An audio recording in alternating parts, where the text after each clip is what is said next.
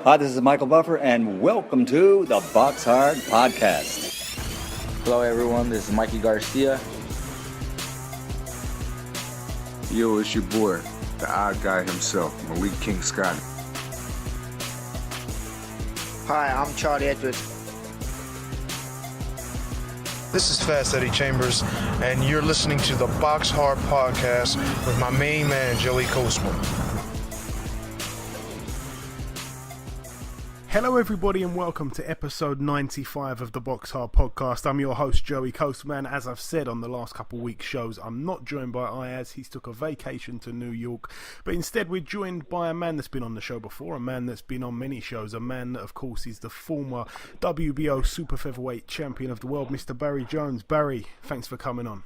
Hey, no problem, Joe. How are you, mate? All good, my friend. You? Yeah, fantastic. Nice to be back on.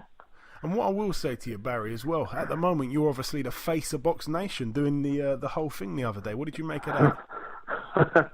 It was nothing that I thought I'd be planning to do. It was just a case of everyone was on holiday, so I thought I would have a crack at presenting anything to see Lomachenko. That's what I thought about. I would do anything to watch that man box. And so I took Steve Bunce's seat and got Gary Lockett and Enzo McNally to take my chair and help me out, and we had a good night.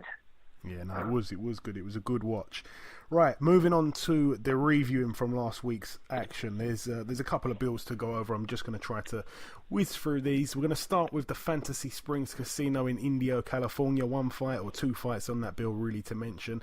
We're going to mention, of course, Mauricio Herrera, 23-7, took on Jesus Soto Carras, 28-11 with 4 draws. Mauricio Herrera was actually cut on the right eye from an accidental headbutt during that fight, but went on to win a majority decision, so I'm pleased for him. By all accounts, it was a bit of a war. I didn't actually manage to catch any of it, but I'm pleased for Mauricio. He's a man that's been on this show before. Also on that bill, Vyacheslav Shabransky, 18-1, took on Todd May, 10-0 with 1 draw. A little bit of a prospect, Todd May, but I didn't know too much about him. It was for the vacant WBC United States light heavyweight title. May was actually cut on the left eye from a punch in round 2. Shabransky was cut on the corner of his eye from a punch in round 3. It got a little bit bloody. The referee decided to stop the bout in the corner, so it was a retirement. It went down as a retirement in round 7. So Todd May didn't come out for round 8, and Shabransky picks up the win there. 19 wins inside of 20 fights. So very well done to him. Moving over now to the MGM Grand in Detroit, Michigan, USA. We've got to mention this fight, I suppose. Nikki Adler, 16-0, put her WBC World Female Super Middleweight title on the line against Clarissa Shields, and also the vacant IBF World Super Middleweight titles on the line as well. Clarissa Shields was only 3-0 going in. As I said, Nikki Adler 16-0, and the Golden Girl Clarissa Shields picked up the TKO in round 5. It was obviously scheduled for 10 2-minute rounds, didn't need those. Very impressive win there for Clarissa. I think she pretty much won every round, dominated a world champion there, and becomes a world champion herself. She's now got 2 belts inside 4 fights, so that's amazing. Moving over now to India. One fight to mention over here. Vijender Singh moved to 9-0, a unanimous decision win over 10 rounds against a man who was unbeaten, but I'm not even going to try and pronounce that name. I'm not going to try and do that, to be honest. He also defended successfully his WBO Oriental and WBO Asia Pacific super middleweight titles. His opponent was deducted a point in round 6 for repeated low blows. Is Vijender Singh still with Frank Warren, by the way, Barry? I'm not quite sure. I would say maybe not, to be honest, because we haven't heard a thing about him for a while. And so I think he was signed to Queensbury, but I'm not quite sure if he is any more. He's a talent, but how far he goes is hard to tell, because he never really came up against any resistance, and he probably still hasn't yet, to be honest. Yeah, no, he had a decent amateur career, of course, but well, he had a phenomenal amateur career, but and I think Lee Beard, who I think still possibly trains him, said he's a really he can't believe how hard he hits, because everything that I'd seen from him, before he turned pro, would suggest he never really hit. That he was very much a product of that computer scoring, where it was all about just flicking shots out. and being, long arms and athletic more than actual boxing skills.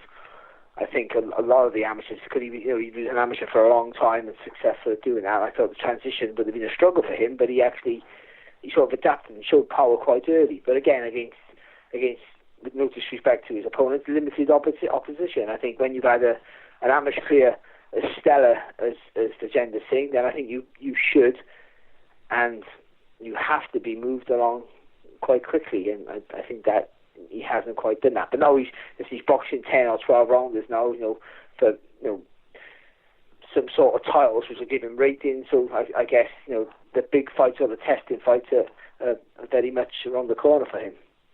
Yeah, hope so. But yeah, definitely a promising one. Definitely one to watch out for. Now, moving over to the Microsoft Theatre in Los Angeles, California, the bill that Barry Jones brought us on the weekend, if you were watching on Box Nation. I want to start with the undercard. I'm going to start with the Raimundo Beltran fight, 33-7 with one draw going in against Brian Vasquez, 35-2. Firstly, I was a bit surprised, really, because I'm sure he was fighting once again for a green card. I think last time he fought, he knocked someone out for it, and then they put it on the line again. And of course, he fights well. Obviously, there were two belts on the line. They were both Beltran's belts going in, the NABF lightweight title and the WBO NABO lightweight title. Vasquez actually missed a weight, so those belts were only on the line, so to speak, for Beltran. So I don't think he could have lost those titles there. Beltran was cut on his right eye from a punch in round 6. Beltran was also cut in the middle of his forehead from a headbutt in round 10, which was the final round anyway, so it wasn't too bad. Vasquez was also cut on the bridge of the nose from that same head clash in round 10. A majority decision win for Raimundo Beltran. He, I don't know, it was a bit of I wasn't really expecting that kind of Raimundo Beltran. I think that I kind of thought he'd probably take Vasquez out early. He's got a nice looking record, but it's a little bit padded for my liking. What did you make of it all, Barry? Well, I think Beltran does what he always does. He doesn't give you much space, but I thought, and I think he tried to use his physical strength and the size, which was clear to see how much bigger he was. They were saying that Beltran has a huge head, so he sometimes looks bigger than he actually is. But he was much bigger than Vasquez. But Vasquez was better on the inside actually than Beltran. Just Vasquez, he's not a big puncher, and but he was very elusive up close. I think almost in that James Toney role where you could be right on him, but he could make you miss, and I think he did that and made it quite frustrating for Beltran, and was having more success in close. But Beltran, Vasquez was a little bit too negative, and that's why Beltran, was a clear winner, really, to be honest. But yeah, you expect for a guy that size, and Beltran's on a bit of a roll at the moment. He's having a real Indian summer right now. That we were all expecting that Beltran would use that size and strength and maybe get a late stoppage like you predicted. Yeah. No, but nonetheless, obviously another win for him, another name, I suppose, to some kind of degree, a majority decision over 10 rounds in favour of Raimundo Beltran. Now the main event, Vasyl Lomachenko 8-1 took on Miguel Mariaga 25-2. A lot of people were a bit annoyed when this fight got made. They thought it was going to be an easy win for Lomachenko. Mariaga kind of had the puncher's chance. We know he can bang a bit. It ended up being a little bit of a... well, it was quite one-sided for me. Obviously, the WBO World Super Featherweight title was on the line. Your old belt, Barry, as well. Mariaga was down in rounds 3 and 7. Mariaga's corner ultimately stopped the bout after round 7. He didn't come out for round 8. Lomachenko was cut as well on his eye from a headbutt. I think he had a couple of nicks under both eyes, actually. So a little bit of a marked up face, but all in all, quite a dominant performance. I thought, to be completely honest, Barry, I think it might have been Gary Lockett. I don't think it was Enzo. I think they was a little bit harsh. I was quite impressed with him. Yeah, he was. I think he's trying to please the crowd. I think with Gary was a little bit upset with he's not a lover of showboating. Neither am I. And I think Lomachenko tried to do that because he's trying to sell himself, So I think he's trying to show off a little bit, but he doesn't need to because he's so beautiful to watch that if you can enjoy watching Lomachenko do his work, then you're not a fan of boxing. And I don't care what anyone says to me. I can argue all day long. If you don't like watching Lomachenko, you're not a fan of boxing. You are certainly not. You must go and watch a other combat sports, because he is just sublime in every way. So he doesn't need the showboat. But listen, I think there's a little bit unjust saying Marriaga is an easy fight, because it's an easy fight after the fights that he's come up against. But for a guy having his, in under 10 fights, boxing, Marriaga would be a decent defence for Ali Selby, for his featherweight title, or for Oscar Valdez. It was a good, no one argued about him having that defence for him. And these are guys who have more experience than Lomachenko in the professional ranks. So, it was a good world title fight. Not every fight can be a super fight. Not every fight can be a unification match. Or that's the problem with today's world, especially in the boxing world. Once someone wins a world title, then they have to be going. The only big names allowed. And we forget. We go back. We're all boxing snobs, and we go back to the great eras of the 80s. Well, the champions like Marvin Hagler never boxed great fighters in every defence. He had some tremendous defences, but he never boxed great fighters in every defence. Nor did Sugar Ray Leonard, nor did Tommy Hearns. They boxed tremendous fighters, but they had some easier touches. Guys who were deserving of world title shots, just not the household names or the pound for pound contenders. So Lomachenko, it was in looking back at his record, that would be made one of his easier fights, but he's so good. And we want, and he will get big tests, and I think he wants to fight everyone. I know Rigondou's been talked about, and that's I'm not sure about the size difference there, but it would be a fascinating fight. I don't know how good it'd be to watch, to be honest, but it'd be a fascinating match to watch. But more exciting fights would be against Gervonta Davis and obviously Mikey Garcia's and Jorge Linares if he beats Luke Campbell. They're the sort of fights that we want to see.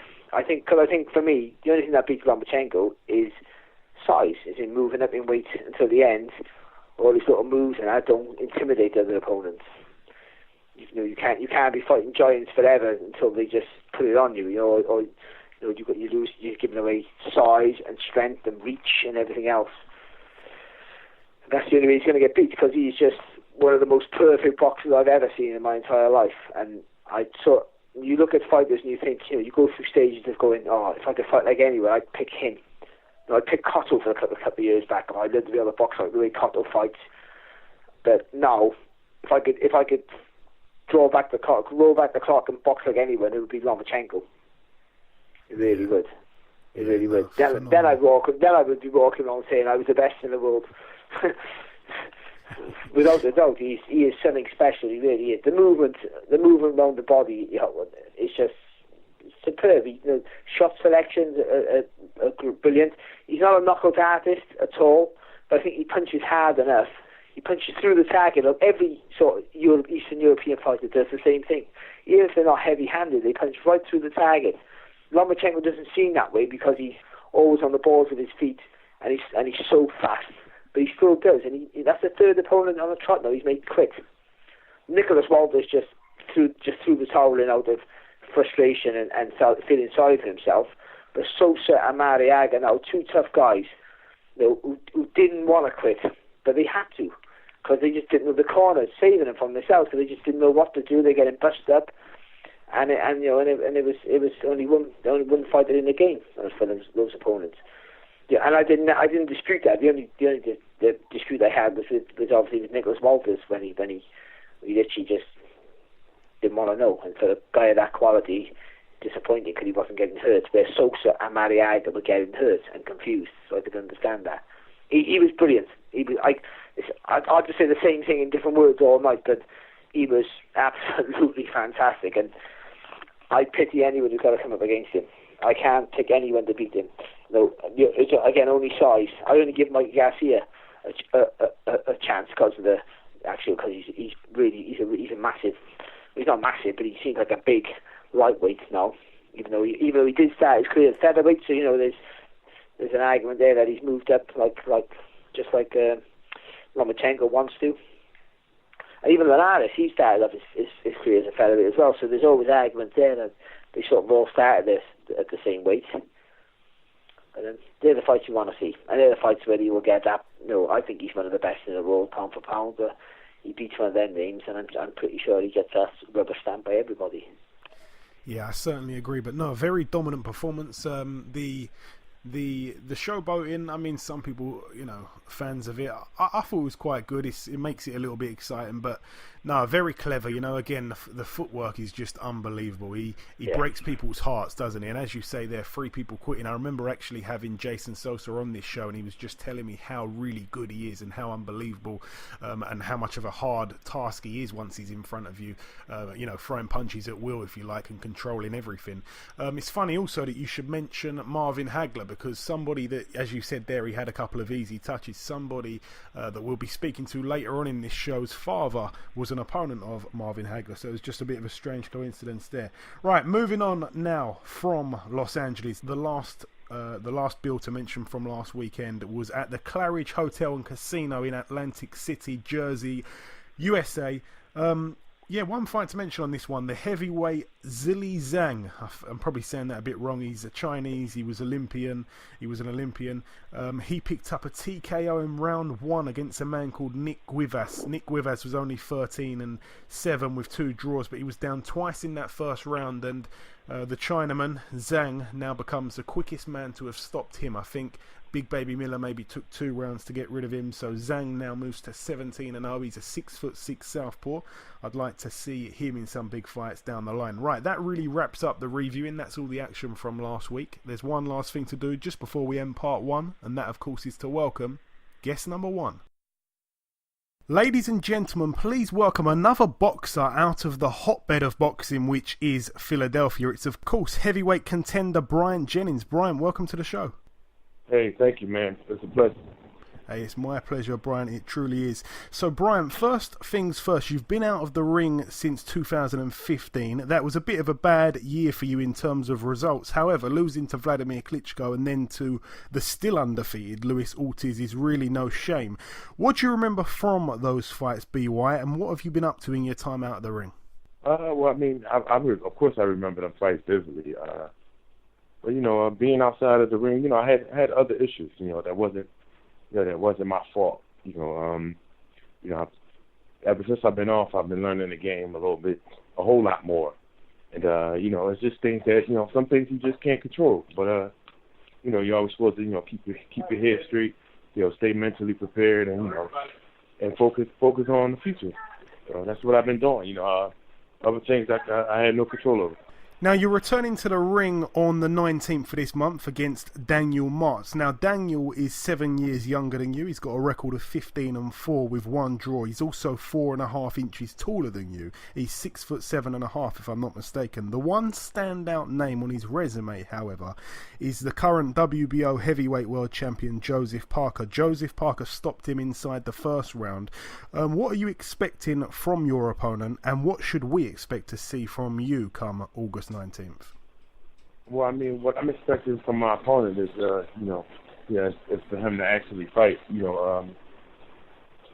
I expect every fighter, to go in there and, and try to do their best. But the boxing game is something that you can't necessarily predict. Only thing you can do is actually, know how hard you work, know your preparation, and and even still, then, there are other things that hey, you just can't predict. But I always go in, give a fight, but what I'm expecting is just, I'm expecting a fight. It's been 20 months since I've been out of the ring, and hopefully, which I know for sure, but hopefully things haven't done much damage, and I haven't been out too long. So I'm just expecting a fight. I'm always expecting a fight. And as you just touched on there, 20 months outside the ring, BY. In that time, I mean, I know that you just said that, you've learned a lot of things in that time. You've worked on a lot of things. Has it been a frustrating time to be out the ring that long at all? Well, the time wasn't necessarily frustrating, to literally being out of the ring. It was pretty much just being in business, and then also with with just literally just figuring out life. Being indecisive about a few things. Certain things haven't really came into fruition. So you're just looking at it like, you know what? I'm not really sure if but most of the time, the layoff will do you good, because I can admit that I've learned more in the year of 2016 than I than I did in my whole entire damn life. Like literally, that has anything to do with pertaining to living and adjusting and experience. Okay, that's very good to hear you say that, actually, because it can go either way. Sometimes it can be very frustrating and annoying, and it can do your career bad. But if you're learning things while you're out the ring, obviously that's extremely important. So I'm happy to hear you say that. Now, due to the inactivity, Brian, do you feel that you'll only probably fight just the once in this calendar year? I'm not sure. The plan is, my plan is to try to get in there as many times as I want. So if I fight in August, it's, once the depending on the outcome, September is literally a possibility for me. I'm really the type of fighter that can fight, every 3 or 4 weeks. I think that's something that I would like to instill, and even though the opponents might not be, that worthy of name, but for somebody that's literally fighting and being that active, it's another good thing for boxing, and it creates the marketing plan and schemes, and it pretty much it'll do me good justice if I keep stay active and keep in there. But who knows, man? I never knew I could be sitting out 20 months, so who knows? Yeah, it would be good to see you active again, because like I say, I think a lot of people kind of writ you off for losing 2 fights, back to back. But when you look at who you lost to, there's completely no shame in that, as I said at the start of the show. Now, on the same night as you, on the 19th of this month, and even better than that, in the same venue as you, one of your foes, Dillian Whyte, I know that you had a bit of a run-in when you was over here in the UK. He's obviously fighting on the same card. What do you make of Dillian Whyte, Brian, after, kind of meeting him over here in the UK and now fighting on the same bill as him? What's your thoughts on him as a person, as a boxer? I don't know. I guess as a person, still haven't met that person. As a boxer, I kind of think he does things just for the marketing part of it. Then again, he might be a little bit throwed off. But it's just I don't know him. I don't know him. Never really paid attention to him. And especially till after, especially before, we actually physically met. But I don't know him, so I don't know his capabilities. I don't know him, but I do know, he stirred up some things and been real disrespectful. But I don't like I said, man, I don't really know dude, so I don't really know his aim. I don't know if that's him for real. I don't know if he's just acting. I don't play with things like that. Okay, fair enough. Now, moving on to another fight that actually happened a couple of weeks back now. A fight where really and truly your name's in that kind of mix. Gerald Washington took on Jarrell Miller. Now, Jarrell Miller was on our show last week. Is that a fight that you watched? If so, what did you think of that? I didn't watch it, but I was interested in it. I kind of almost knew what the outcome was going to be. Based on me, me knowing pretty much. Me knowing Gerald, and me literally been working with Gerald before. And then me paying attention to Jarrell, I kind of knew the outcome already, and I was kind of right.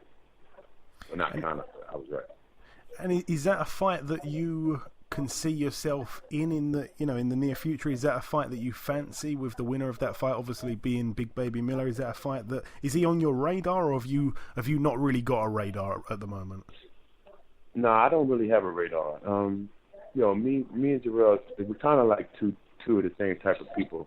When I first met him, physically, we had this thing because we went back and forth a couple of times over the internet. And, when you meet somebody in public, in person, it was kind of different. So, we had this little thing. But, I look at him as kind of being like me. He's a little more raw than me, in the sense of where though he's like his chill button is a little more off than mine. But I mean, he wants the best. He's the type of fighter that wants to fight the best. And I don't really think that a fight with me and him, really, honestly, like not even out of respect, as far as like for him personally. I just think that two fighters that are always willing to fight somebody shouldn't just get together. Like, we should be forcing these other people that don't ever want to fight nobody, or forcing these people that ducking people, like force them to fight guys like us, like because that don't do nothing but just mess the game up. I mean, look at me. They say they forgot about me. And it's like, oh, I was the only person willing to fight Ortiz, despite them coming at me 4 times that year, and despite me arguing the fact that he just got off of he just got off of suspension for for felon drug tests and stuff like that. I was like, damn, I just fought Klitschko, we did good. And, I was like, damn, like, why do I have to be forced to this? I was threatened with, if you don't fight, then you'll be sitting for a long time. I was like, all right, well, I fought him and I still sat for a fucking long time. So, I just think that game is pretty much just separated and, between guys that want it and guys that's just, like, happy to have it. I don't see myself, he's not on my radar. It's not on my radar per se, and I'm not going to say I don't ever see myself fighting him, because this is the sport and this is the competition, but he's not necessarily on my radar. Okay, fair enough. No, interesting standpoint there. Now, it was announced last week that Vladimir Klitschko, a former opponent of yourself, has announced his retirement. The last time we saw him in a ring was obviously against Anthony Joshua. It was a really, really fun-filled fight. What's your thoughts on him retiring, BY? I believe he'll be a man that people will appreciate a lot in years to come. It sounds crazy to actually say that some people, don't really rate him. I mean, we're living in this is the year 2017. You won't get no respect. You won't get any respect. And as the time go on, people's perspectives change, the eras change, people's knowledge of the game change, and people's respect level is just on zero. They have no idea what greatness looks like. They don't know what it sound like. They don't know what it fights like. They don't have any idea. If you ask majority of the boxer fans today, not necessarily the true boxer fans. We talking about the people that actually make up, all of the the comments and people that literally fill the seats up. You ask them who's a Ron Lau, or who's a Mike Weaver. Like, they're not gonna know these. They're not gonna know these dudes. And I'm just speaking on heavyweight here particularly, but they're not going to know these dudes. So these are people that are not like deep in history. They're really not interested in boxing. They just come to the fight just because it's a fight. And the only thing that they're interested in is just literally just hearing about people getting. It's just a fight. They're not really true boxing fans. So Klitschko would never get his just due. But honestly, for a person that really dominated the heavyweight division for quite some time, I can't say he really ducked anybody. I know the opposition, in the game, it was just open season. But I mean, hey, can you blame him? He fought a lot of different people that pretty much did damage to a lot of other people. So he beat them, and for me, he gets the respect. For his career, a person that, just been so dominant for so long, and in this tough sport that I'm aware of, he gets my respect, but he might not ever get his just due. Yeah. Ever, he might never get his just due because of the era that we're in and the people that's actually making the votes. Yeah, it's kind of crazy. I think he's he's an amazing fighter. He's in a way, it's kind of sad to see some of the greats from this era hang it up. Obviously, just this week, I think Juan Manuel Marquez has announced his retirement as well. So it's a bit of a saddish kind of time for boxing, especially for those true boxing fans that you touched on. It reminds me, when you were saying that, it kind of reminds me of the people that say, like, the people that haven't really studied the game, those people that go, yeah, Mike Tyson versus Ali, yeah, Mike Tyson would have knocked him out in 2 rounds. That's the kind of people that I think you're talking about, these guys who don't really know their history too well, Yeah, and that's exactly what I mean. Yeah, I completely understand that. Now, last couple of questions for you now, BY. I actually met you, obviously, in March surrounding the Hay and Bellew fight. You were part of Hay's team. What a mad night that turned out to be. If the rematch does come off, how do you see that fight playing out? Well, the rematch, with David being 100%, I think the rematch will definitely play out well. I just think that he suffered a very fucking painful fucking injury, because he was trying. I think the fight really, to be honest with you, look back here. I think the fight really got into David's head a little bit too much. Because we also saw David do things that was just like, relax, come on, chill, yo, chill out.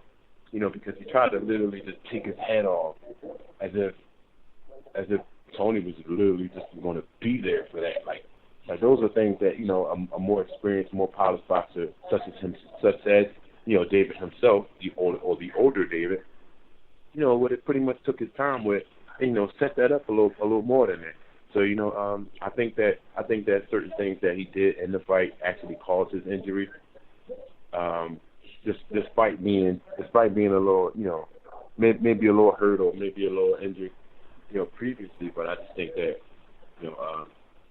that he really didn't fight the fight that he needed to fight. I think he fought I think it was a very hyped fight, and I just think that he really wanted to get him out of there, and he pretty much lost his cool, and he just wasn't the David Hay that we used to seeing. Now, if David Hay could be 100%, focused, and just literally just use his boxing ability, the techniques, even though he's a little older, but techniques can still outdo some young talent. The only thing we have to do is just literally it's the science, it's the sweet science, the jab, but the jab can stop a lot of things, and if you could perfect the jab, you can do whatever you do, you can be a good technician, you can actually do it, but I don't know if the time, or the age of David Hay can actually be 100% anymore. But the best that he can be, who knows how he recovers from this injury. But I would say so myself that the old David Hay would have definitely beat Tony Bellew. And I just think that time, injuries, and things just literally caught up to David. So we can't really have like a 100% opinion on what will happen in the next fight, because we don't know how he's going to recover. Yeah, it was certainly a very strange fight. It was a David Hay that I've certainly never seen fight. He's never just thrown his boxing skills out the window and tried to look for the knockout like that. So it was quite incredible. Hopefully we do see a rematch though. Another matchup that could potentially take place, a former opponent of yourself, Luis Ortiz. He may be taking on Deontay Wilder. I don't think it will end up happening, but if it did happen, how do you see that fight playing out, BY? Wilder is so rangy, so wild, and so strong that his punches can easily just keep somebody off, or keep somebody guessing, because he definitely does have the punching power. I don't know what that would be like, because I've never really seen Ortiz fight. I'm not saying box. I'm talking about like fight. Like he fought me, but he fought me because I brought it to him. Now, a person like Deontay Wilder, you have to bring the fight to Deontay Wilder. I'm not really sure how good Ortiz can actually apply the pressure, keep it close, duck some shots as well and things like that. Ortiz can definitely box, and if you stand there right in front of me, or if you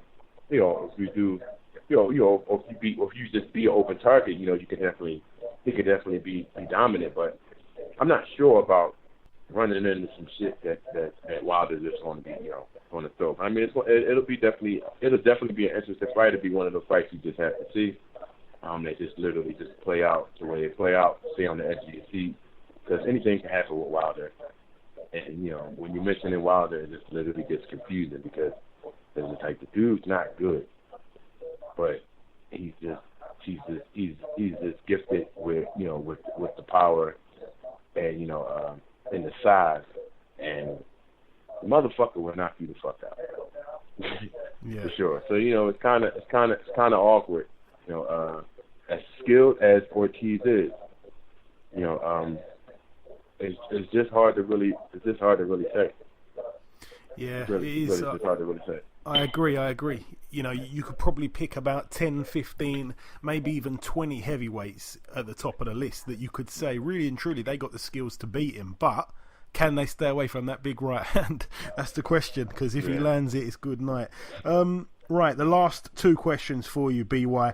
I'm asking everybody about this. Triple G and Canelo, what's your prediction on that one? I've got to ask everybody. Huge fight for next month. I'm going to go with Canelo. Danny Jacobs pretty much gave a blueprint to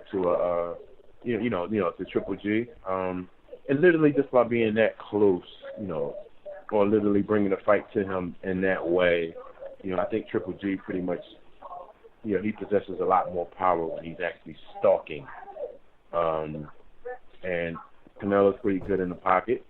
And I think that Canelo will be able to take the power of the shots that are close.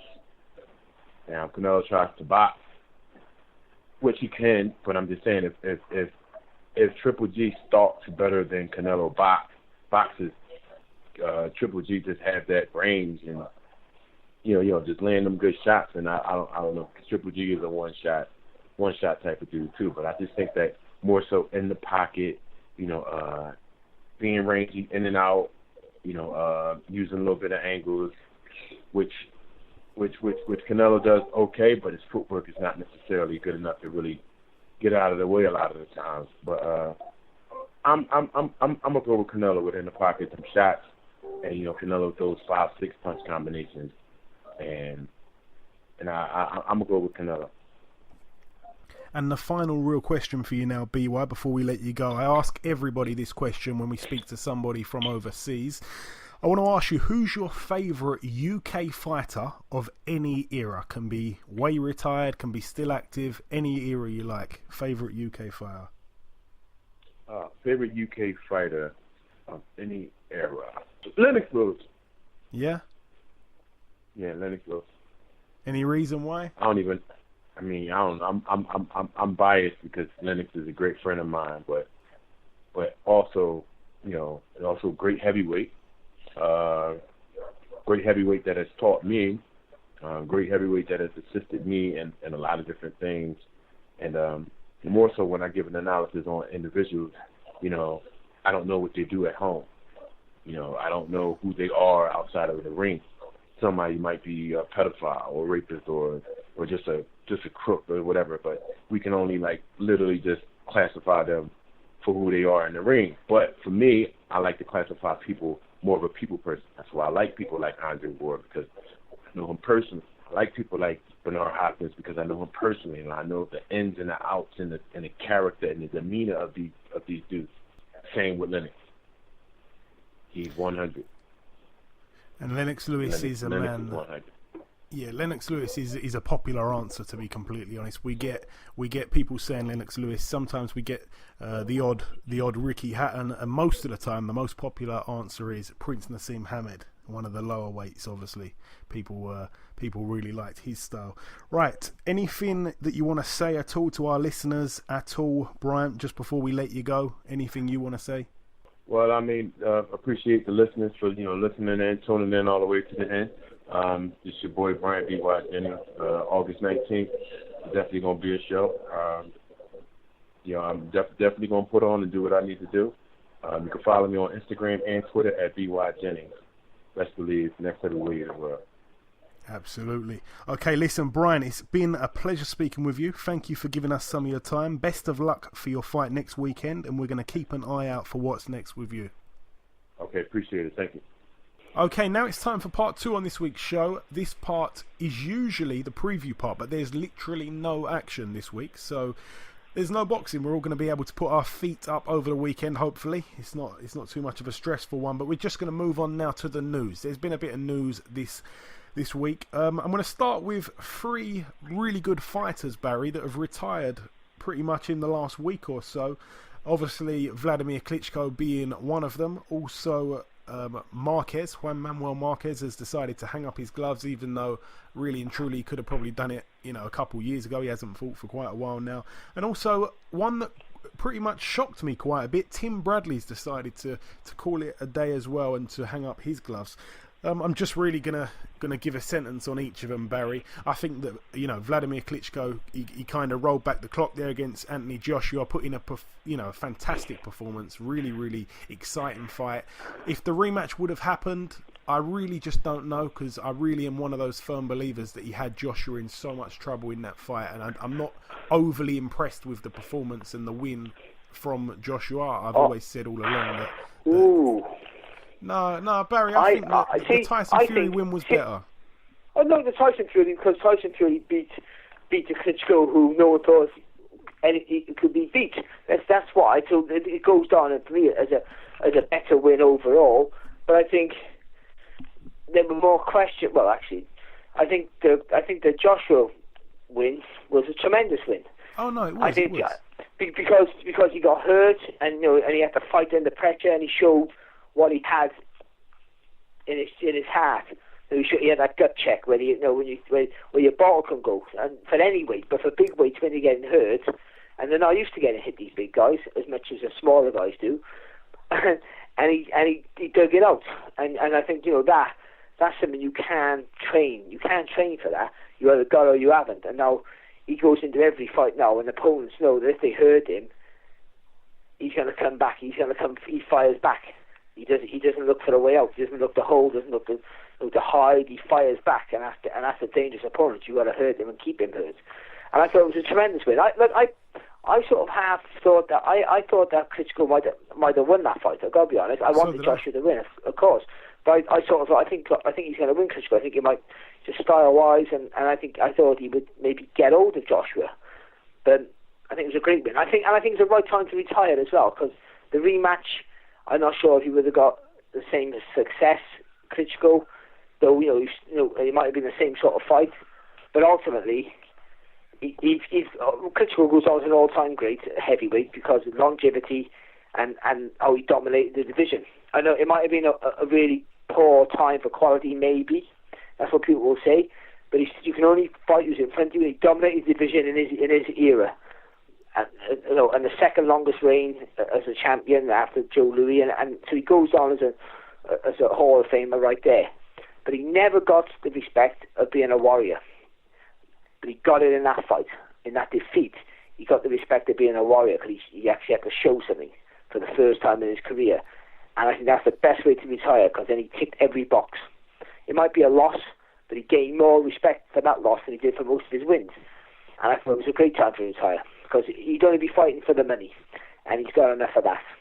And he's had a great career, he's been a great servant, and he's been more than anything, he's been a great role model, and he's passed that mantle onto another great role model, I think, in Anthony Joshua.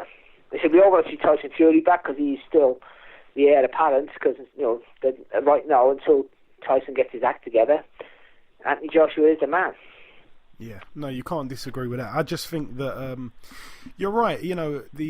The fight, it was a good opportunity for him to retire. I remember actually saying to Jonathan Banks, his trainer, on this show as well. I think it was just off air. Actually, I was saying to him, listen, if this rematch happens, it really needs to happen as soon as possible, because we can't have Vlad even more inactive.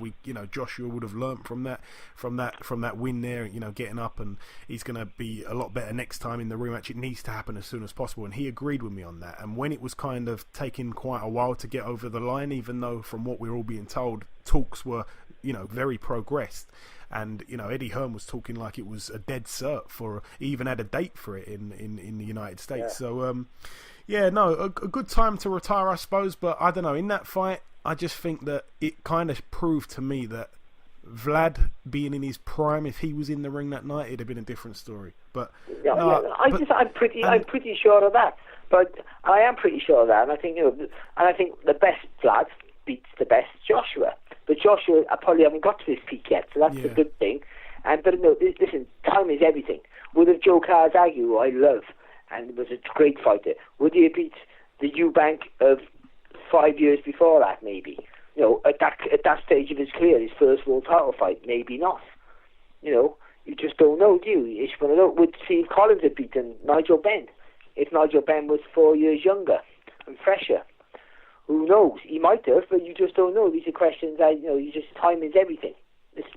I'm the walking example of timing, because I won a world title where two guys drew for the title and had to take a little rest, and I fought boxers and they couldn't get a winner, so I sneaked in there. I took, because either one of those fighters would have been a massive favourite to beat me. So timing is everything in sport. It really is. You're lucky sometimes you're unlucky. You see fighters who in the boxing news this week, Michael Brody, fantastic fighter.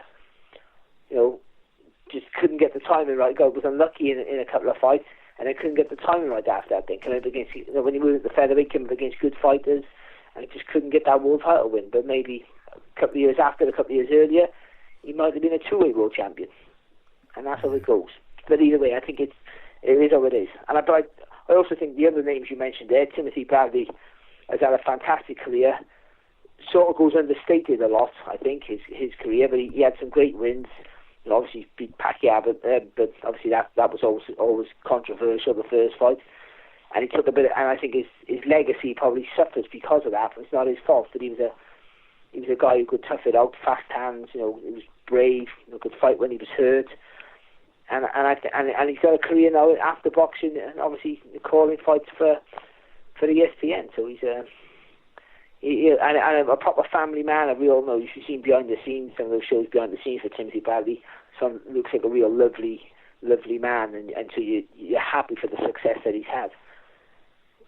And of course, Juan Manuel Marquez was a guy who's just one of the best Mexicans of all time, and saying that about a Mexican is high praise indeed, because for many years he was a sublime boxer, but he was in the shadow of Barrera and Morales for so long.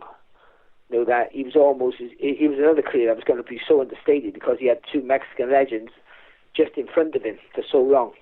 But he stepped out of that shadow, and some of his, the way being an aggressive counterpuncher is a very difficult thing to be, and he was the master, maybe one of the best ever at being an aggressive counterpuncher. And he adapted his style as he moved up the weights, and, got more exciting to sell himself, but still kept that boxing brain and the way he could figure the fighter out quite easily. And obviously that knockout of Pacquiao, when he was unlucky with a few of the other fights with Pacquiao, got the knockout there, and I guess he retires now a wealthy and a healthy man, which is something that we all want. Absolutely, as you say there, Marquez, a man that he had that Mexican reputation of just being one of those guys, he goes down really and truly in the books as one of the best Mexican fighters of all time for me. Many good wins on his resume. As for Tim Bradley, I feel a little bit, I feel a little bit funny about this, because he actually stated that after his fight with Provodnikov, which he really could have got stopped badly in that 12th round. He got hurt a lot. He actually went on to say that after that fight he was slurring his speech a little bit, and it took a few weeks for him to recover, and he decided that he wasn't going to fight on too long. Well, he actually ended up fighting for another 3 years, so that didn't make too much sense.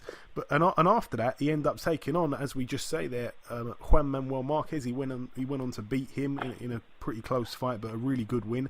Then of course he fought Pacquiao twice, losing both fights. He fought Diego Chavez, got a win over Brandon Rios and Jesse Vargas, not in any particular order those fights there, but it just goes to show he had many fights after that fight. And it's a shame for me, because even though he fought the guys like Jesse Vargas, Brandon Rios, I just kind of think that he got so caught up with the Manny Pacquiao fights, and don't get me wrong, they would have paid more, so you can't blame him, but stylistically he was one of the top guys at 147 under Manny Pacquiao, under Floyd Mayweather at the time. He could have beaten, if he carried on to fight now, he could have been in there with a chance of beating the likes of Furman's, Garcia's, Khan's, Brooks. I really rated him. It was just a shame he got caught up with the Manny Pacquiao fights a bit too long. How long do you keep going on for? You've had a long career.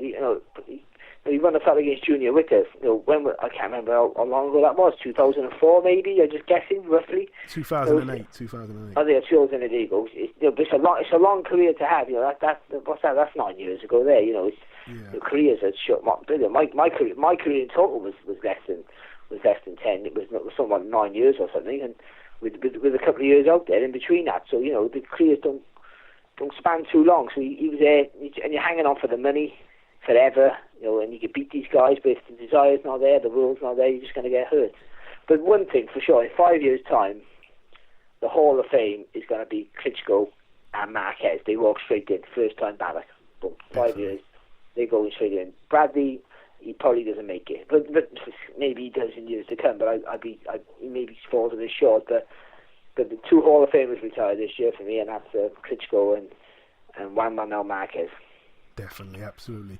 So the Desert Storm Tim Bradley retires with a record of 33-2 with one draw, only losing to one man, of course, that man being Manny Pacquiao. And also, as we said, Juan Manuel Marquez retires with a record of 56 wins, 7 losses and 1 draw. He never got stopped in his career, and of those 56 wins, 40 come in by way of knockout. And as for Vladimir Klitschko, last thing I want to say on him, I think that he's a guy where, I know that many people knock the era that he reigned in, but he was so dominant. I think he's a heavyweight where people will look back in years to come and appreciate him more. You know, I think he's a guy that, in some ways, it sounds kind of crazy, but to say he's kind of underappreciated, even though he had the long reign. And he, of course, retires with a record of 64 wins, 53 by knockout, and 5 losses. 69 fights in total, a decent number to retire on there. Right, leaving the retired guys alone now. 2 other pieces of news. First one I want to talk about, you actually said it as well, Barry. Vladimir Klitschko has passed over the torch to a great role model, Anthony Joshua. However, if the recent claims with the whole Amir Khan thing are true, he's not such a great role model. What are we making of this situation? It's funny. It's not funny. It's not funny if it's really happening. But I've seen it. I thought it was a wind up, and then I thought it was a hack. And then we've seen a video of Amir Khan. I guess you've seen it on social media. Him saying, "I wasn't hacked." You know, he's sort of confirming it. I think, I'm not quite sure, but it seems a little bit unrealistic to me. I find it hard to believe that he has. Because why does he need to? You know, I don't know. You know, if he has, then you know, I can't see it. First of all, if he has, then you know, I don't want to call him a name, but it don't seem quite right.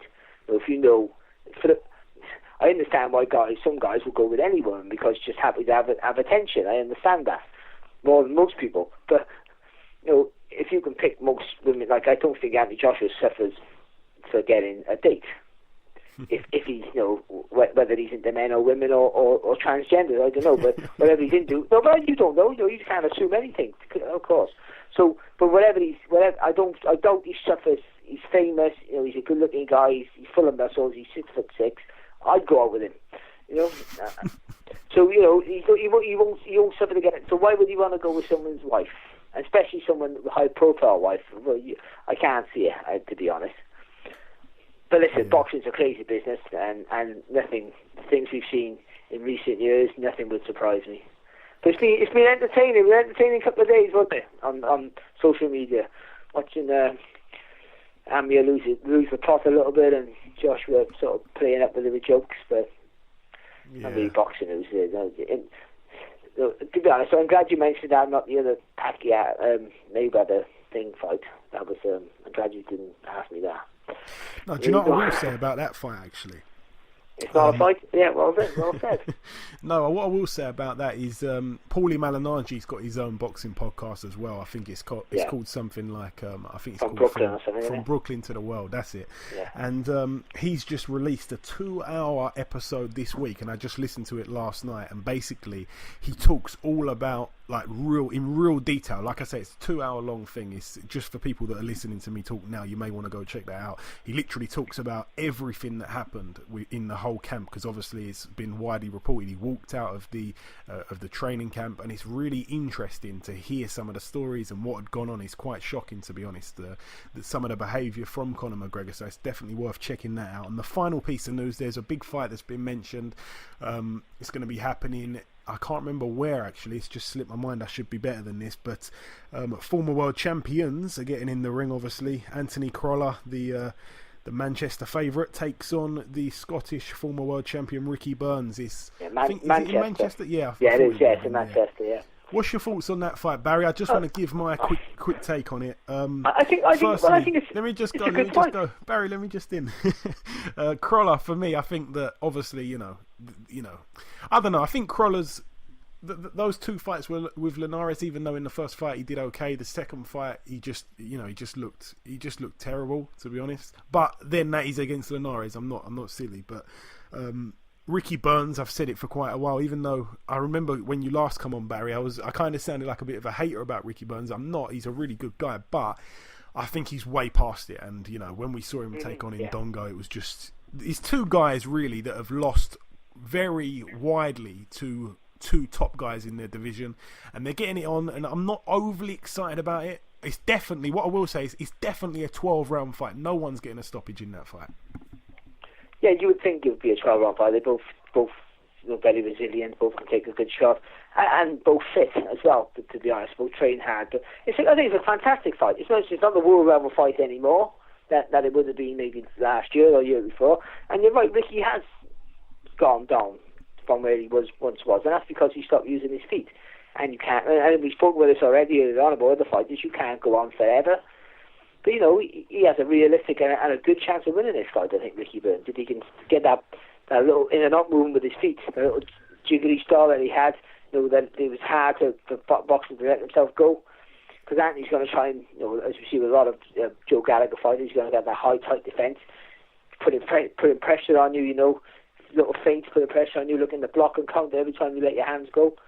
But if Ricky can get the footwork back again, then I think he's got a very good chance. But listen, Crawler's resolve, you know, he's really changed his style to win the world title. And you know, he went from a boxer to an aggressive fighter, and you know, change his style and become a world champion because of that. So it's a good fight. It's not a fight that's gonna make any waves in the world scene anymore. I wouldn't have thought, to be honest. As domestic fights go, I think it's a fantastic little scrap. Yeah, no, I agree on that point. It's a seller. It's a seller. So yeah, Anthony's got a big name. No, Ricky's only our second three-weight world champion, I should say. So, you know, it's a seller right there. It's a good little fight. Yeah, and that one is on the 7th of October, so that's at the MEN Arena, the Manchester Arena, whatever they call it now.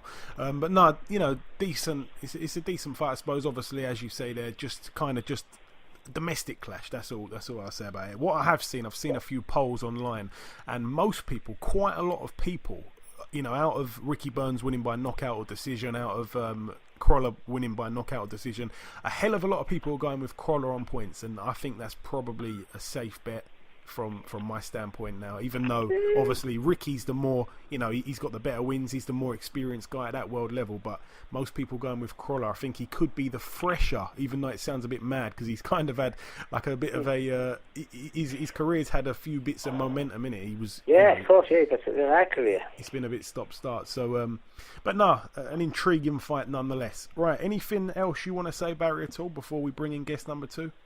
No, Joe, that's absolutely fantastic. You've summed it all up, mate. You really have. Excellent. All right, just before we end part 2 and end the show, ultimately, there's one last thing to do, and that, of course, is to welcome guest number 2. Ladies and gentlemen, please welcome yet another fighter from Philadelphia. It's the undefeated super-middleweight prospect and soon-to-be world title challenger, Mr. Jesse Hart. Jesse, welcome to the show. Oh, man, it's a pleasure. It's a real pleasure to be on the show. I'm glad to be on the UK and, you know, glad to get my thoughts on about boxing, period. Yeah, absolutely, man. It's my pleasure, though, believe me. So, Jesse, first things first, I wanna delve into your background a little bit. I want to ask you a typical opening question in a boxing interview when somebody's speaking with you for the first time. How did it all begin? How did you get into boxing in the very beginning? My father, my dad, Eugene Cyclone Hart, he was one of the top 100 greatest punchers of all time. My dad was rated number 3 in the world. He never landed a title shot. But, you know, I think, you know, that's where it all started with him. It all started with my dad. You know, without my dad, I wouldn't even be, you know, talking on the show. It just all started with him, man. Since I was 6 years old, he's just been grooming me for greatness. And obviously, as you say there, your father, for those that don't know, Jesse's father took on the likes of Marvin Hagler. He also shared the ring with Eddie Mustafa Muhammad. And as you say there, your dad kind of got you into it when you were 6 years old. He's still your trainer to this day. So it's really good. There's a lot of father-son relationships in boxing. It sounds like your one works really well for you. Absolutely. I have no quarrel with my dad. I mean, we understand each other, so there's a mutual respect, there. Is either you gonna put up or shut up. So absolutely, man. I understand what he think, and he understand what I think. Absolutely. Right. Just before we get on to your pro career, I just want to touch on the fact that you narrowly missed out on the 2012 Olympics. Is that right? Yes.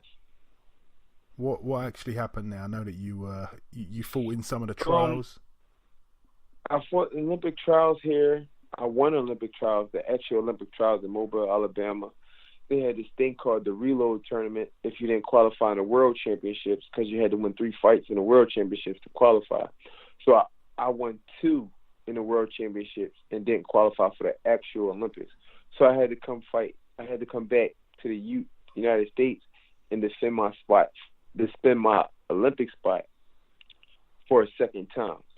And here I lost to a guy named Terrell Gaucher in the finals on a 10-10 tiebreaker split. It was ridiculous. It was a real ridiculous decision. It was the first time in history that the United States have done something like that, where you already on an Olympics team. You already solidified your spot because you won Olympic trials, and you gotta defend your Olympic spot on the trials after you get it. That was unheard of, but hey, the rules is the rules. Yeah, they certainly are. It sounds a bit strange there. So obviously you turned pro in 2012, and as of now you're 22-0 as a pro with 18 knockouts. So it looks like you've got the punch like your dad had. Who would you say is your best win in your pro career so far, Jesse? Because I was looking down your record. I think it's probably Mike Jimenez on the Mayweather-Pacquiao undercard. Am I right? Yeah, but that was because he was undefeated. But I don't think that's the best fight I think I've ever fought. The best fight I think I've ever actually been in there with, where I felt their skill and their technique, is a guy named Samuel Clarkson. He was a southpaw. He's from Texas. I fought him on ESPN. I think he had the skills, but they wasn't all the way developed yet, so he didn't really know what he was doing. But he's after he lost to me, he went on a roll to beat the likes of Jerry Odom. He beat a lot of good fighters. After he lost to me. He went on to accomplish a lot of great things. Sammy Clarkson did. Yeah, what I will say, the one thing that he's got in what's the word I'm looking for, completely lost me the word. The one thing he's got, it's completely escaped me the word. He's also a southpaw is what I'm trying to say, that you're obviously right. Your upcoming opponent's also a southpaw. And that fight there, it was an 8-round unanimous decision for yourself. You actually dropped him as well in round 4, so a very wide win. That's good to see. So yeah, let's talk about your fight coming up. You're now taking on the WBO world champion, the also undefeated Gilberto Ramirez. Now, some say he's the best super middleweight in the division, and that is what a lot of people are saying over here, despite the UK actually having 2 of the 4 titles out there. So some of us still say that Ramirez is the number 1, above George Groves, above James DeGale and the rest. What are your thoughts on him as a fighter, Jesse, and what do you know about him? I respect him as a fighter. I respect what he has done, as a champion. But him being the best super middleweight in the division, I don't think that's true. I think that still has to be determined because I don't think he separated himself from the pack just yet. And like I said, September 22nd is his last run. Period. In my eyes. So. We have to see, man. We have to see. I don't think he separated himself from the pack just yet. I mean, the kid haven't had a knockout or he haven't had dropped anybody since 2014. I mean, James DeGale, you know, he's been dropping people and knocking people dead, and he dropped Darrell, he dropped that kid Badu Jack. I mean, you know, DeGale's been on the road. I mean, you know, he's exciting. Gilberto Ramirez, he plays it safe, and I'm not down talking, but I don't think he's the best super-middleweight in the division. I wouldn't go that far. Okay. What I will say, obviously, we can't overlook the fact that he's 35-0. He's got a very nice looking record. As I said just earlier, you're 22-0. Somebody's has got to go here. You're both very tall for the weight as well. What are you expecting from him on fight night, and what should we expect from yourself? I think you're going to see me. I think he's going to come in with the same game plan as 22 other fighters did. I don't got him coming in differently. I got him coming in with the same game plan that 22 other fighters did. You know, to try to keep pressuring and get me tired and hope and pray that the later rounds, and you know, I just think he's gonna be like, you know, he's gonna be wishing on a prayer. So, you know, it's really a toss-up fight, but it's really not.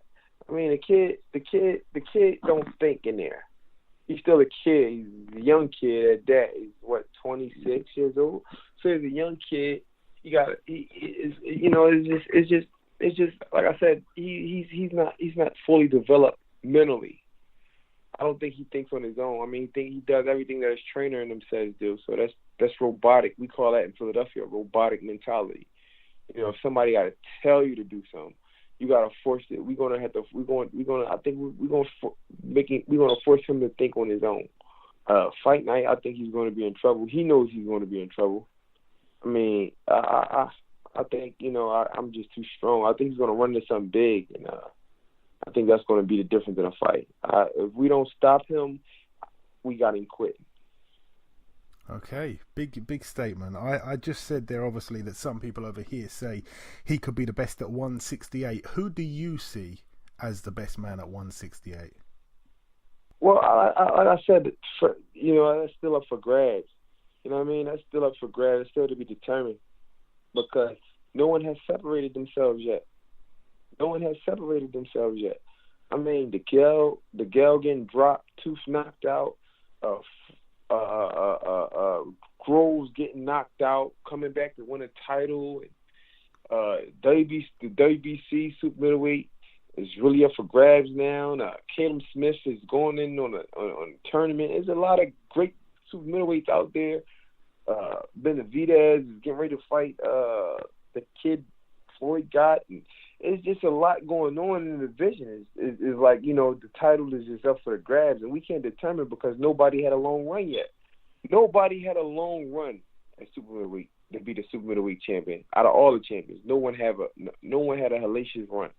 So that's still yet to be determined. You know what I'm saying? To solidify that, you got to say a guy like, you know, who had a belt as long as the belt just goes from one hand to the next hand.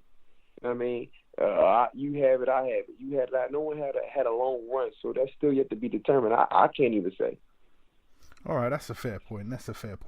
What are you making of this World Boxing Super Series tournament? Was you ever approached about entering that at all? Yeah, I was approached about it, but I was already there. Rated number 1 in WBO. My shot had already came. So I'm like, why do I got to fight these guys who didn't accomplish that? What is this going to accomplish? And furthermore, where is it going to lead to? I mean, you got Chris Eubank Jr. in there. You know, you got Caleb Smith, who had an opportunity to fight for the WBC, left that to go in the tournament. I didn't understand that. I just, you know, I don't know. I just, you know, like I said, I don't think nothing of it. If you got an opportunity to be a world champion, I think all the champions should have been in it, if you ask me, to see who's the real deal. But none of the champions got in it, got involved. So the guys that's in the tournament, are they the real? Is they the cream of the crop of the super middleweight division, or are they just there See, there's a big difference, man. We got to all look at all that. Is Gilberto Ramirez not in there? James DeGale not in there? Carl Fry, the guy, what his name is? Other guy from the UK. George Groves is in there. If you were going to say him, he's in there. He is? Yeah, he's in there. Yeah. Well, Groves is the only champion I know of, and the WBC is up for grabs. We got one champion in there, and everybody else, the cream of the crop, not in there. So how can we determine who's the best super middleweight after that tournament? Can't determine that. It got to be all the champions. When Andre won for the Super 6, all the current super middleweight superstars was in that same Super 6 tournament. We don't got all the superstars. You know, Froch was in there. I respect Froch for that. I respect what's the other kid named Tesla for that. I respect Abraham. These guys over there, man. Them guys got in that super middleweight tournament, man. Them guys was in there. No matter if they won or lost, that was the cream of the crop at that time. Now we got different champions that's not in there. Can we really call it a really, really good tournament if we ain't got all the champions in there? I mean, you know, how can that tournament be respected if they ain't got James DeGale in there? I mean, Olympic gold medalist, world champion. I mean, come on, let's be serious. Yeah, no, fair enough.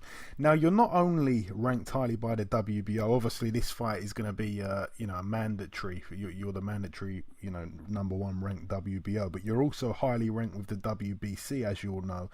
Obviously, as we just touched on there, David Benavidez was supposed to be fighting Anthony Dirrell. Anthony Dirrell was supposed to be fighting Callum Smith. It's all been a bit crazy now, as you said as well. David Benavidez is now going to be taking on the guy, I forgot his name, but yeah, as you said, he's one of Floyd's fighters. So yeah, you would have actually been in place to fight for that title had you not have the fight with Ramirez signed. Do you see the Ramirez fight a tougher fight than the Benavidez fight, who you would have got the call for to fight if your fight hadn't been signed? Bit confusing. Absolutely. I believe I would have stepped right in. I've been wanting to fight I forgot David Benavidez. I think he's too young. I just think he's just too young to be, in that area, in that light. I just think he's just too young. I don't think he's ready yet. I don't think he can be beat because he's just young. He's a kid for real. Don't get me wrong. He throws a lot of punches, but he's still a kid. Yeah, I mean, I will just say, I'm not going to say he's fought loads of great fighters, but he never lost a fight as an amateur, albeit he only had 15 fights. But he's undefeated amateur and pro, which is, that's one thing, I suppose. What I do want to ask you, Jesse, as well, we've been talking mostly here about UK fighters and stuff like that. I want to ask you if you could put the top 4 UK super middleweights in order of the best to, not necessarily the worst, but 1, 2, 3 and 4, 1 being the best, out of James DeGale, George Groves, Callum Smith and Chris Eubank Jr., how would you rate those guys 1 through to 4? I really wouldn't put Eubanks in there. Oh wow! First off, I think it's a better. I like Rocky Fielding a lot. Oh really? I like Rocky. And now you want to ask me who I like? I like Rocky. I really like Rocky. Okay, I'm not just saying that. I like Rocky Fielding, man. What did you think of the job that Callum Smith did on him? Because he got him out there in the first round. Obviously. But also. Rocky Fielding didn't expect, that was a surprise attack. I believe it was a surprise attack. It wasn't like he wasn't, if he would have knew that Callum Smith, that was an element of surprise. You've got to be ready, and Rocky wasn't ready for that. I believe if he was ready and his eyes was wide open, I just really think it would have went differently. But since his eyes, he was trying to warm up, and he caught Rocky cold. He caught Rocky cold. Rocky didn't warm up. So when he caught Rocky cold like that, it was just like, wow. Like, damn, he caught Rocky cold. What are we going to do now? It was that type of ordeal. So let me get this right. So I reckon you're probably going to say DeGale number 1. Would you put right? Who'd you put number 2? Callum Smith or Groves or Rocky? I will pick Callum Smith number 2. And then number 3 Groves. Groves, and number 4 Rocky Felton. So Eubank Jr. number 5, I guess. Right. Okay. And another question I like to ask US fighters mainly, because there's obviously so many fighters over there. What types of guys, Jesse, have you sparred with? Have you sparred any big name guys that we might have heard of? Not just for this camp, but really. Ever, like amateur, anything. No names we would have heard of, no? No, not really. The big names don't never call me for sparring. I never got called for sparring from the big name guys because they know how I work in the gym. Everybody hears how I work in the gym. I take it like a fight. Like I knocked several of my sparring partners out this week. Oh, wow. Alone. So when they call me for sparring or they call me for anything, and I'm not lying to you, they know it's going to be hard work. You know what I mean? So I haven't worked with anybody as a name yet, as a big superstar name status, however you want to call it, because them guys know I work hard. Okay. So I've been working with guys that are 17-0, 16-0. I worked with a guy named Derek Webster. Yeah. You ever heard of him? He's from Glassboro, New Jersey. Yeah. I've heard of him. I'm supposed to work with Marcus Brown this week. He's coming from New York, Southpaw. So I think them, nobody else, they don't want to box. They don't like to box me. All right, fair enough. I spar too hard. I don't know what that means. Like, that's what they say. There's no second gear. It's just all done in at one pace. You don't know how to play fight. Right. I'm always challenging myself. I can't really I ain't got a chance to let up. I just gotta challenge. I feel like I gotta challenge myself. I don't know why it's like that with me, but no, that's okay. I'll put the word out. I'll make sure no one over here rings you up for sparring over. Another super fight I've got to ask you about. We're asking everybody about this one, actually. Everybody we speak to, we cannot get them off the phone without asking their opinion. Triple G against Canelo. Everybody's split. How do you see it, Jesse? Who wins that one? I think Triple G is going to win that one. For me, on basis, simple fact, Canelo waits in that pocket shell defense too much. He waits in that. He gets in that defense. He stays in that shell just a little too long for me. Like he don't box. He didn't show me no box. He stays in that shell a little too long for me. And Triple G is a dangerous man in that. Like dangerous if you wait around for him. You got to box him, move him. You got to do a lot to him to razzle him up. I think sort of like how Danny Jacobs did. You gotta actually do that to him. You can't just do it. You gotta do a lot of maneuvering. You can't do, you just can't do wait in that pocket, that one thing, and throw left hooks and throw a little flurry, fight in spurts. I think Canelo is a fighter that fight in spurts.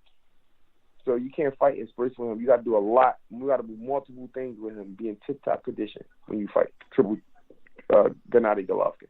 I like Gennady in that fight.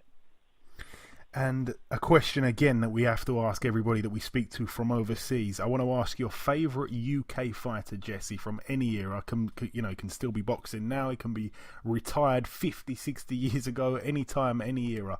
Your favourite UK fighter? My favorite UK fighter is Anthony Joshua. Really? You go with one that's still boxing now, yeah? Yes, I like that kid. And at the same time, I like him so much I want to fight him. That sounds weird, but that's the truth. Like I put up on Twitter, I said I would like to fight Anthony Joshua one day. At what kind of weight? I like him so much. What kind of weight would that be at? Man, heavyweight. I try to put the weight on as much as I can, and hopefully move up and try to do that. One day I would like to share the ring with him.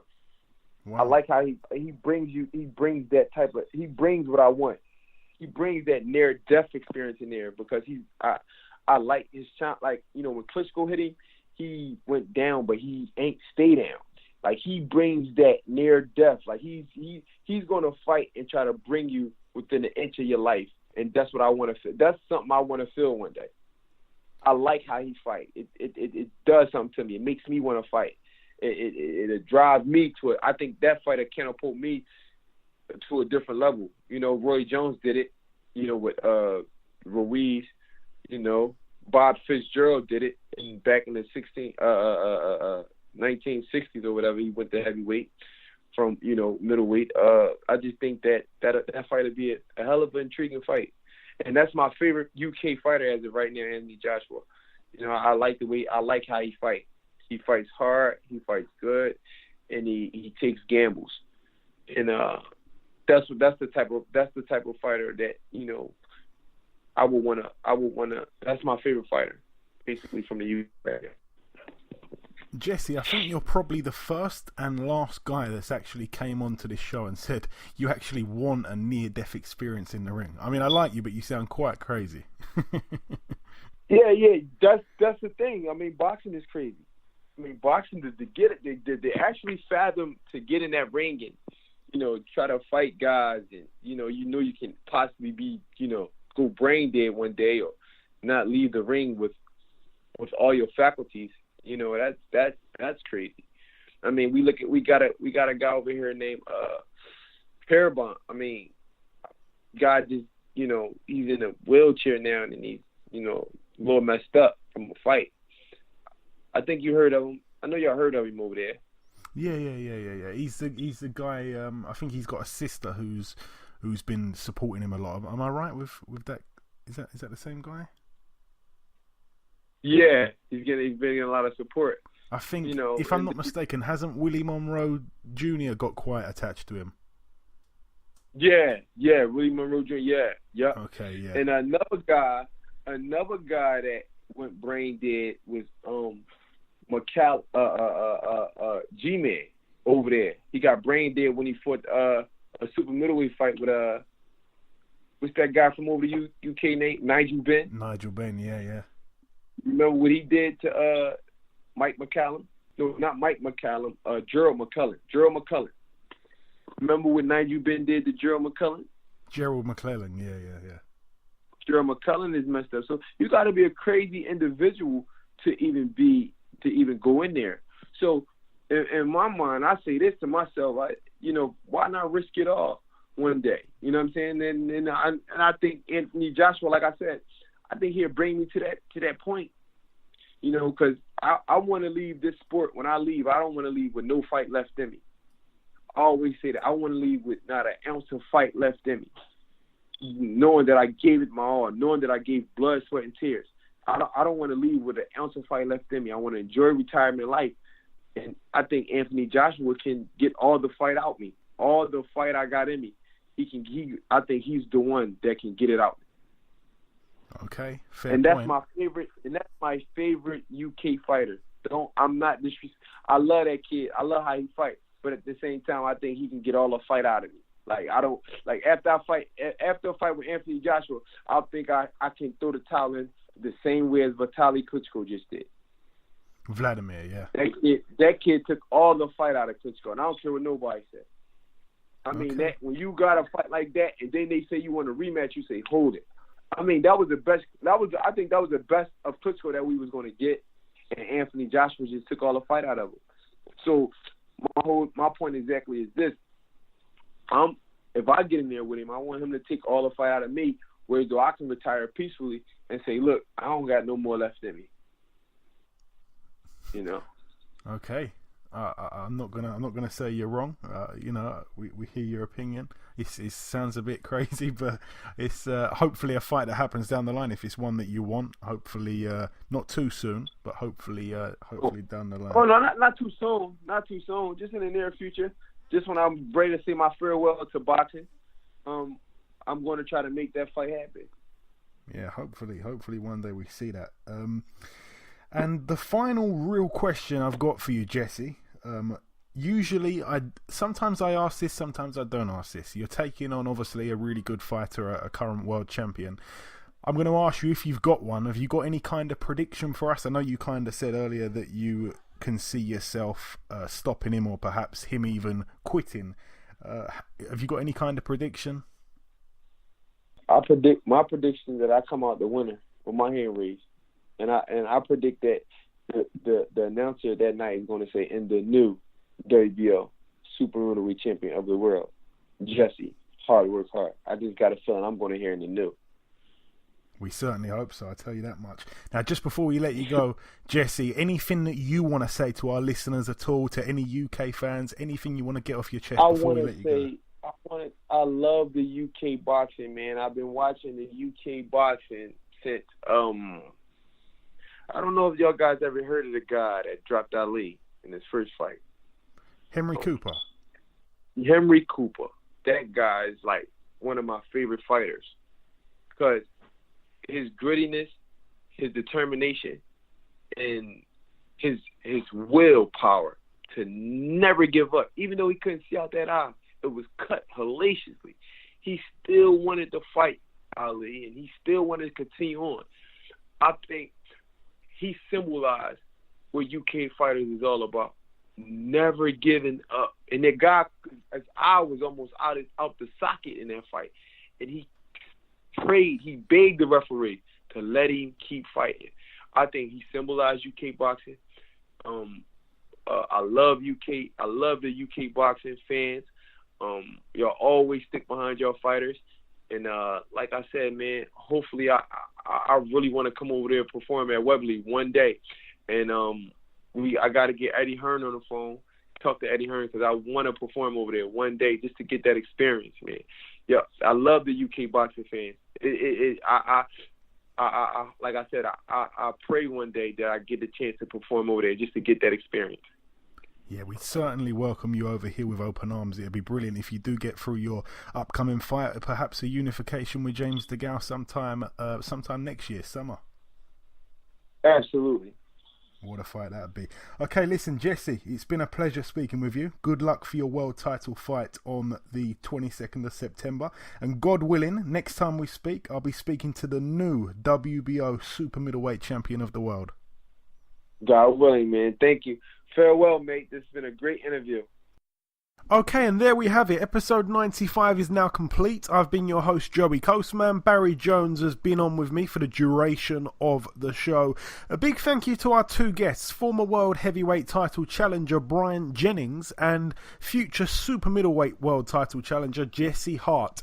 It's been a Philadelphia podcast this week, a place where boxing has always been thriving. The streets of Philadelphia has been home to some of the best to ever lace them up. And it's been a pleasure bringing you the voices of two guys who are some of the best fighters Philadelphia has to offer of this era. As always, the biggest thanks of all goes out to the listeners that tune in every week. There's no boxing this weekend, so remember, if you've got any free time, please leave us a review on iTunes. It really will mean a lot. You can follow us on Instagram and Twitter at BoxHard Podcast. We'll be back next week with another big show as always. Until next time, take care.